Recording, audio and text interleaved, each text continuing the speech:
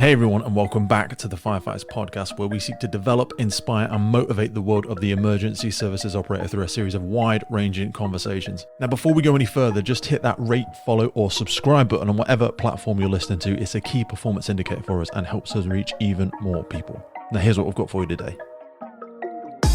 Chrissy Downing, how you doing? I'm good, thank you. How are you? I am fantastic. Not quite as good as you, because I obviously didn't smash the Cheshire Fire Challenge in the last few weeks, and that's why I kind of wanted to reach out to you, because this isn't this is something that's quite new. This is the first time you've ever competed in it, right? Yeah, this is the first time I've ever really done anything like this. So normally I'm a long distance runner. I do quite a lot of marathons and ultramarathons. This year I just sort of fancied changing it up a bit. I thought, what could be more opposite than running really, really slowly for a long amount of time than going balls out for 3.5 minutes. When did you first get into ultramarathons? Ultramarathons, for anybody that's unfamiliar, what is the definition of an ultramarathon? I always thought it was 100 miles plus. An ultramarathon is anything over the standard marathon distance of 26.2. So there's various different distances out there. I've done a couple of double marathons, and the longest I've done was 100 kilometre, which was it was brilliantly awful. Brilliantly like awful. a great achievement. Not something I'd particularly like to repeat. When did you first start doing them? What sort of drew you into ultramarathon running, and why is a marathon? I've never even run a marathon, to be honest with you. I don't know really. I guess I've always been the sort of person that I'll try something and then I'll push a bit harder and a bit harder and a bit harder, and I'm never going to be quick enough at running to be able to be competitive at it. So for me, the only thing really I feel like a push is the distance. When you get into the long distances, really long distances, it's a bit of a test of character and stubbornness. And it's sort of a bit of a battle against yourself. So it seems like sort of like recreational self-torture, just because of how long it is as well. Do you know what I mean? Have you read David Goggins' book? I haven't, no. Oh, David Goggins, his book's called Can't Hurt Me. Really, really interesting read. And again, he didn't do ultras until he was late 30s at least. How long have you been doing them? Were you always into sport? Did you do anything before them? I did my first marathon 2014, I think. And then I did a few marathons for a few years. I did my first ultra, I can't remember, 3 or 4 years ago. When did you actually join the fire brigade? I joined the brigade 4 years ago now, I think, as an on-call firefighter in Oxfordshire. I took the role on and took my development programme on, a bit like I sort of take everything on with both hands. My lifestyle at that time meant that I could go into station pretty much every day and train with the whole time crews. All right. So I managed to blitz my way through all my stuff really quickly and really well. Yeah, I was going to say, what sort of time of your life are you doing this? Because you must have been doing something before this. Why did you want to, change and start joining the fire service? It's something I wanted to do for a long time, but I haven't really had before then. I didn't really have the confidence to just go for it. Not in that I would be a female working in a male-dominated environment. Not with that, but just with the confidence in myself that I would be able to do the job well enough. Why? What was the image of the job in your mind? When you say you weren't confident enough, you obviously had an idea of something that was there, and you couldn't see a connection between who you were and what that thing was. What did you think it was, and what did you think you didn't have? Yeah, I think that's really interesting, actually. So I think the common perception of firefighters is probably what I had in mind. So you big burly guys lifting really heavy weights and a bit of towering inferno. So yeah, basically, yeah. Anything that you would have seen on the calendar in the 80s or the 90s, I suppose. That's it, yeah. So, and I think that's probably a fairly common perception, even though brigades are working really hard to change that image. But what did it for me really is I've got a few friends that are firefighters at the time, and I said it was just one night in the pub. I'd had a glass of wine, which is not uncommon for me to be making decisions on. And I said to my friend, do you think I could do that? And he said, yeah, you'd be bloody brilliant. Go for it. And so I did. And now I absolutely love the job. It's brilliant. So you said you got a whole-time secondment after starting with your on-call retain stuff as well? Yeah, so I finished my development program in 8 months, which was a bit of a record, really. And I sort of came out of it with a really good reputation for high standards and enthusiasm. Done. Yeah, getting shit done. What did you actually do before it? And I just managed to time it right to get a whole-time contract, a secondment, temporary contract, which I managed to turn, sort of go through the recruitment process and get a permanent. So that's me then. So what did you actually do before it? Because, whilst you say you didn't have the confidence to put yourself into the fire service, you were clearly driven. You clearly had some sort of, we speak about the self-torture from the Ultramarathon stuff, when we talk about this, wanting to push yourself, and if improvise, adapt, overcome, if you can't be the best at one thing, then you'll find another way to be the best at something else. What route had that taken you down so far in your life before you joined the fire service? It's a bit strange, really, but for the sort of 12, 14 years before, I was packing parachute systems, inspecting, packing, mending reserve parachutes, and that was me, really, just like technician. How on earth did you get into a job like that? It was a bit of an accident, really. Again, a glass or maybe a bottle of wine was involved in deciding to go and do a skydive. It sort of all escalated from there, really. But I've always been quite practical and hands-on, but also I quite like getting into the nitty-gritty of like all the technical stuff as well. Yeah. So that sort of it's a similar sort of thing to the fire service, where it's got both elements. Oh, 100%. There's so much correlation there. You need to be professional in how you do it. You need to know the technical data. You need to not mess about when you're doing your checks. People's lives are relying on you. There's aspects of adrenaline and accountability to it. There's so much crossover.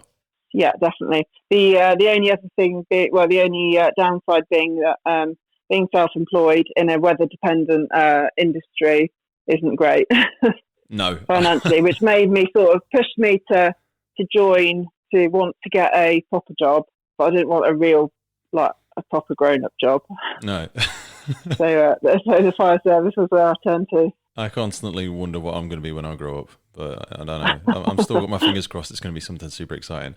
I did want to ask you, how many people you think, like, I'm not asking for a silly number or anything like that, but how many people must have done something similar where, I mean, for you say it was a glass of wine or a bottle of wine and you've made that decision and you stayed in that decision for 14 years. And whilst it will have given you aspects of fulfillment, it wasn't something that really, it wasn't something that really tickled your pickle. It wasn't something that really engaged you. You didn't feel entirely fulfilled doing it, but it's so easy for that to bleed. I mean, for you spent over a decade doing that. And this is not a regret thing. This is not a, woe is me, because you've taken the bull by the horns. You've had that encouragement by having strong, supportive individuals around you. But I always think of how many people hold themselves back with an illusion of what they believe they can't do and get stuck in something that they never really plan for anyway. And you said there about how how unsure you were about, financial income and stuff with things that aren't permanent and things that are seasonal and stuff like that. It reminds me of, I think it was Jim Carrey, where he said, like, his dad had a great passion to do something. He was going to be a comedian, but he didn't want to risk that for his family, so he became an accountant. And then after something like 25, 30 years, he was let go, and this family went through some real financial hard times. But you can fail at something you don't enjoy anyway, so you might as well risk it and go for something that you really want. And I suppose that's kind of what you've done now. Yeah, this is, now I feel completely settled. I mean, it's allowed me to buy my first house on a really great station, a really good watch, and this is where I want to finish my sort of working career, really. Absolutely love it. So I just want to pick, I mean, we haven't even spoke really about the British Firefighter Challenge stuff and the Cheshire Firefighter Challenge stuff. We'll get into that in a minute. In fact, let's go there now. I mean, because you sound like somebody that has a lot of structure, that has a lot of discipline.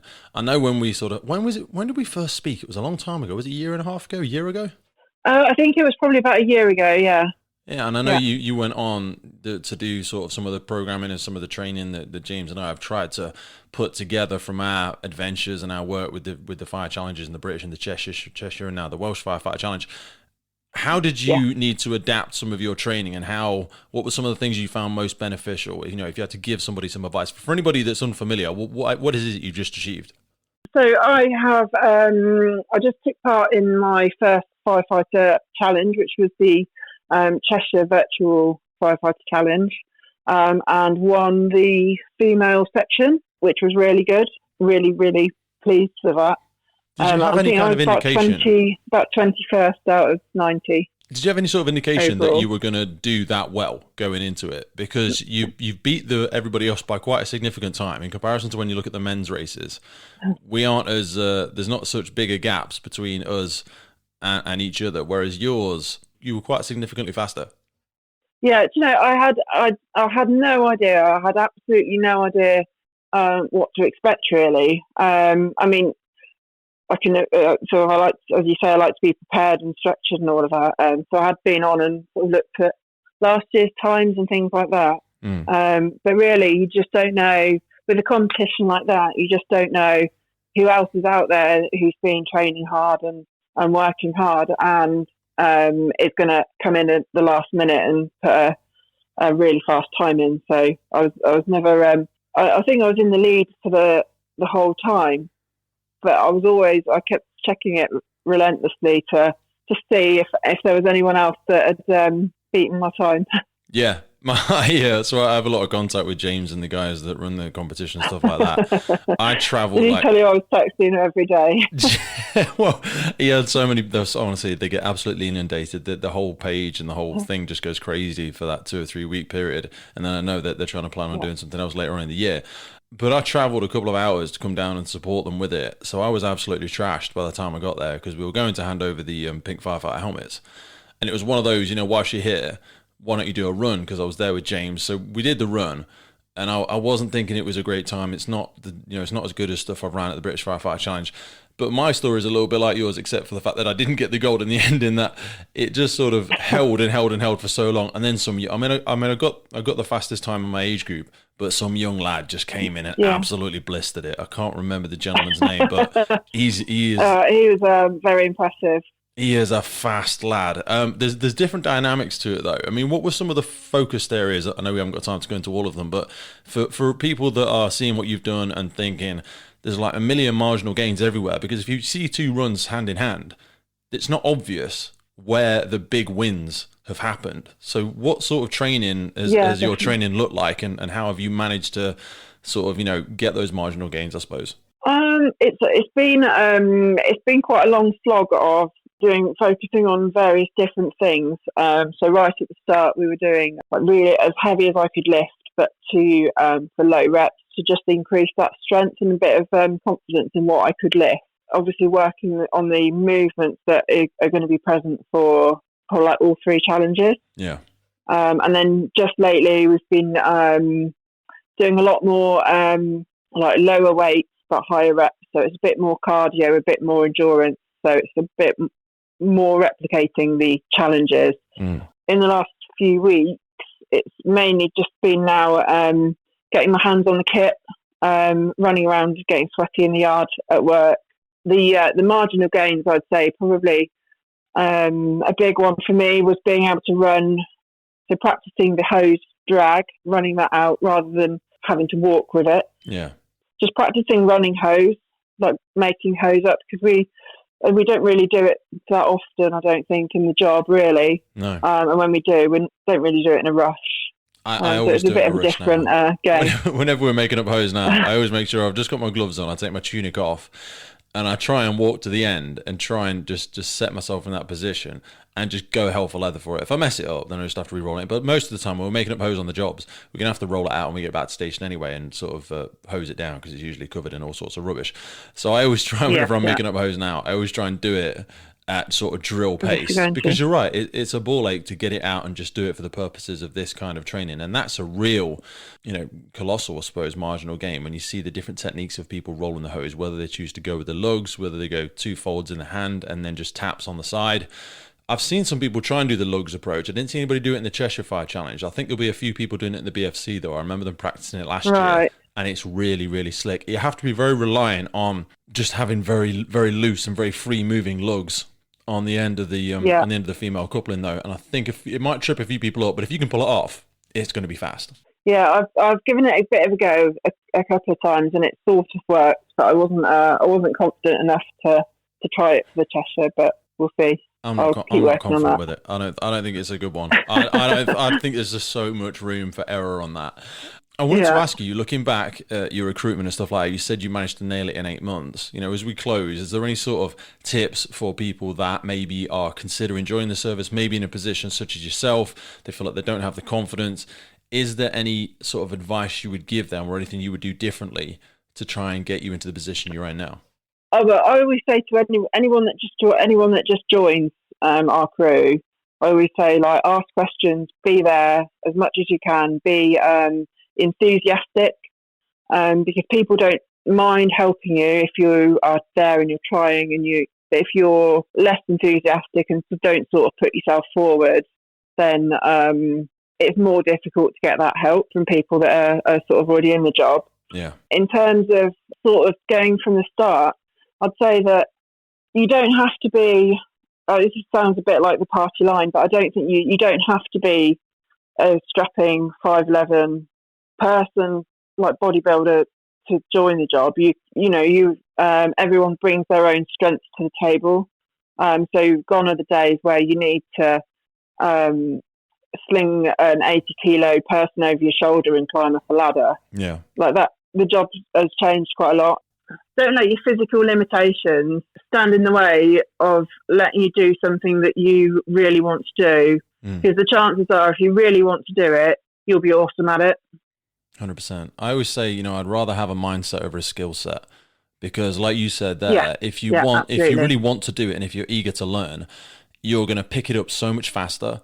And a skill set you can learn in a very short period of time. It might take you years to master it, but to become competent, which is what a lot of UK fire and rescue services are looking for, I think that should be the bare minimum. It shouldn't be something you aspire to. That should be where you start after training school, and then we should build on it from there. But to get to that competency is a skill set you can develop over a sort of 6 to 8 month period. Whereas a mindset, if you come in with the right mindset, that will take you so much further. And it will cut those grooves so much deeper in the way that you learn it. And it's so much more engaging for the people that are there with you. Even if they're contractually obligated to train you, if you're hungry, you won't just get it from the person that's supposed to be your mentor or the person that's supposed to be your instructor. You will learn something from everybody you have an interaction with. And it's infectious, and they will want to develop themselves to be able to give you further lessons. They'll be digging back through their mind, through their books, through their examples, their experiences, the incidents they've attended, to give you those lessons learned.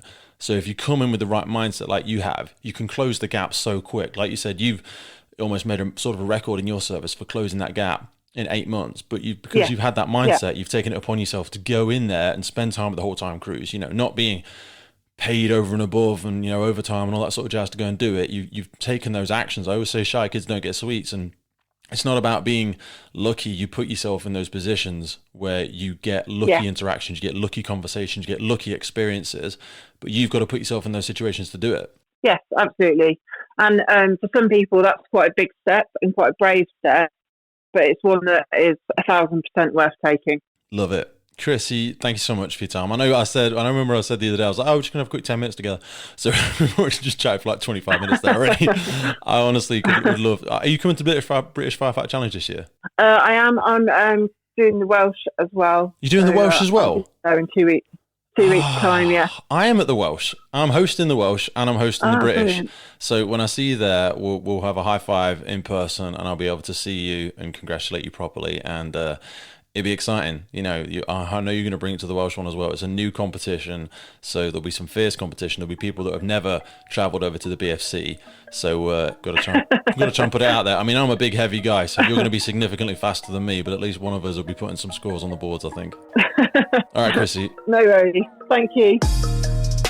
The Firefighters Podcast is a global podcast seeking to develop, inspire, and motivate the world of the emergency services operators. Through a series of wide-ranging conversations celebrating those within our sector, we seek to encourage and support this incredible group of people. It's brought to you by myself, operational firefighter Pete Wakefield, and I speak with individuals from all walks of life who I sincerely believe can add value to or develop those who have chosen this life path. Please support your emergency services wherever you are in the world, and thank you for listening.